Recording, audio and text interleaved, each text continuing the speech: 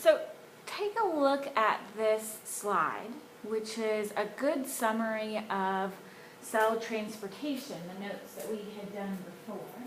The main thing we want to pay attention to are these words diffusion, that they both mean passive transport. Some things can slip right through that phospholipid bilayer.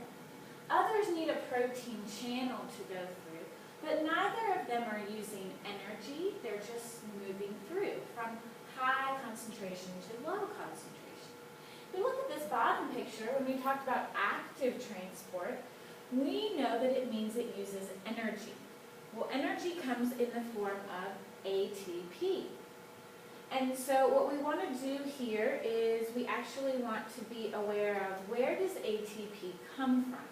We need to use it to move from low to high, right? To collect things inside the cell, we need energy. So where do we get this energy from? Energy production is vital for maintaining homeostasis. So the form of energy that living cells use is ATP, adenosine triphosphate. And so we do want to underline or highlight this tri. It's the form of energy all cells use. And here's a picture of it. We don't really need to worry anything about the picture except that we see 3 phosphates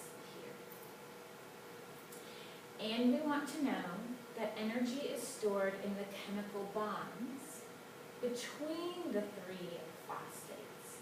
So these little lines here are actually holding energy there in the molecule for us to use later. So when we take energy from our food, like sugar and fats, remember carbs and lipids are the 2 main sources of energy. When we take energy from our food, we actually store it into these, mainly because it's smaller. It's easier for the cell to use. It's like instead of spending $100, you give someone 5 20s. Turns out that 1 sugar actually gives us 36 of these, so I can decide where I'm going to use it. Energy is released when a bond is broken. So when I add a phosphate on, I store energy. When I break a phosphate off, I release energy that I can use. So we're focusing on what ATP stands for, 3 phosphates. All living things use it to store energy, and energy is in these bonds. And so we eat food to give us ATP. We use ATP to move things in the body or build things in the body. Cellular respiration, remember, happens in all cells to get energy. We know that. We know that respiration is the breaking down of carbohydrates to get ATP or energy. This is going to happen in both prokaryotic and eukaryotic cells. But we're going to focus on eukaryotic cells because they have a special organelle or place where they do respiration. And it's the organelle, the mitochondria. It produces energy. It performs respiration to give us energy. And we have to remember, both plants and animals need energy. We just don't see plants running around. So this is our overall equation, chemical equation for respiration. Glucose plus oxygen, these are what we call the reactants, produces carbon dioxide, water, and energy. You know, the point of respiration isn't to make carbon dioxide. I wish we would put energy first, because energy is the reason we do respiration. And then here's the chemical formula. Glucose is C6H12O6. And so what we actually notice is that the chemical equation for this is the opposite of cellular respiration. Of photosynthesis. So here we go again. The first type of respiration is called aerobic respiration. It uses oxygen to break down carbohydrates. It actually takes a little bit longer. Uh-oh, I skipped ahead a little bit. Can't happen in my notes. Let me go back. I'm sorry.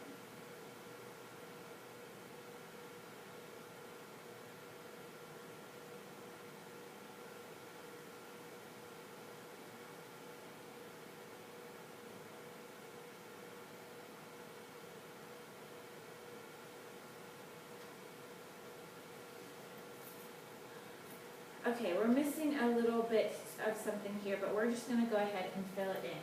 The gas release that it asks for in your notes is CO2. And then it asks what organisms use this gas.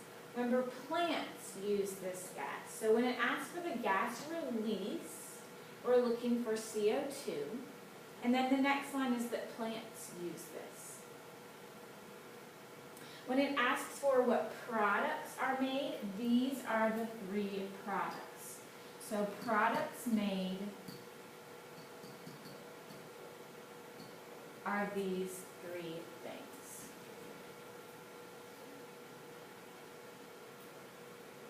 So I'm sorry, the PowerPoint seems to have deleted a slide, but we'll just keep going.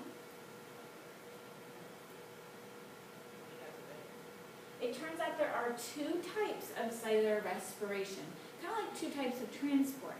But here, there's one where we use oxygen, and there's another one where we don't use oxygen.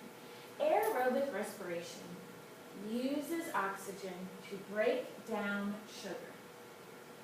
Uses oxygen. This is why we think of respiration as just breathing, because we need the oxygen. But it's more than just breathing.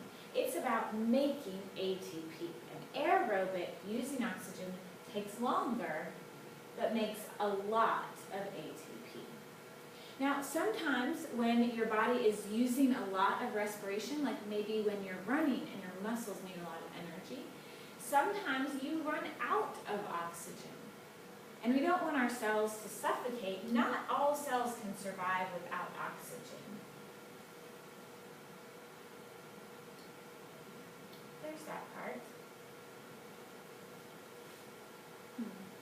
A little bit of mix-up there. Okay, now we're at anaerobic respiration, which is also called fermentation. So when we don't have oxygen, if we're working really hard and we just can't breathe in enough oxygen to help with our cells, then we actually use anaerobic respiration. It's faster, but it uses less, it makes less ATP. There are two types of anaerobic respiration. The first is called alcoholic fermentation. So we do want to know that fermentation and anaerobic respiration mean the same thing. Anaerobic respiration, when it happens in plants, fungi, and bacteria, is called alcoholic fermentation because it makes alcohol. So later you're going to see a video of yeast, and they're going to be performing an experiment where they give yeast sugar. Well, yeast are fungi. So when I give fungi sugar, they actually do respiration, but they do alcoholic fermentation. And so yeast is actually used in making both wine and beer because it makes alcohol. It still makes CO2, it still makes H2O, it still makes ATP, but because the sugar isn't broken down all the way, it ends up making alcohol. The second type of anaerobic respiration is lactic acid. And this happens because animal brains don't function very well with alcohol. Alcohol interferes with the way that your brain cells send signals. So animals actually use lactic acid fermentation. It makes CO2, it makes H2O, it makes ATP, but not alcohol, this time lactic acid. And lactic acid is associated with when your muscle is sore, but it's not the only reason your muscle is sore. sore. You also tear the muscle fibers. So when you're working really hard and you're out of breath, your muscles are using anaerobic respiration to make ATP. And so what you have there in your handbook are these pictures. And we can see we really want to focus on when we make lactic acid and when we make alcohol, which is the same thing as ethanol. So what we want to do is take a second and answer this summary box there at the bottom of page 28. What you're summarizing is respiration. So maybe you want to talk about the products, maybe you want to talk about the reactants, but keeping in mind that you should be able to draw a mitochondria where this happens and show the 2 things that would go into a mitochondria and the 3 things that would be coming out. So that might be a good picture that you can use to summarize respiration.